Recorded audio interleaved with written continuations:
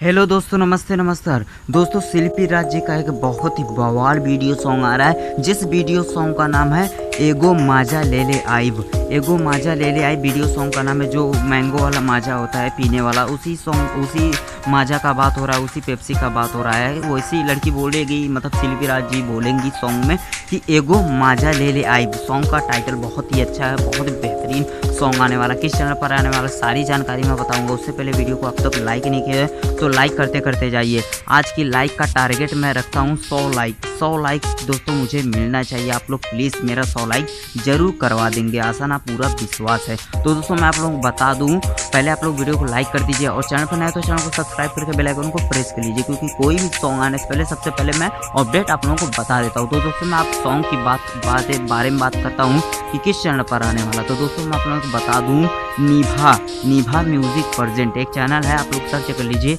निभा music present पर आने वाला है, 16 मई को आएगा, यानी कल सुबह आने वाला है। 6:15 पर आएगा, 6:15 पर आएगा निभा म्यूजिक प्रेजेंट चैनल पर। चैनल का यही नाम है, निभा म्यूजिक प्रेजेंट। आप लोग उस चैनल को सर्च करके चैनल को सब्सक्राइब करना चाहते हो तो प्लीज़ कर सकते हो। तो आप लोग पहले मेरा 50 या 100 लाइक का टारगेट मैं रखता हूँ। 100 लाइक प्लीज़ आप लोग मेरा करवा दीजिए।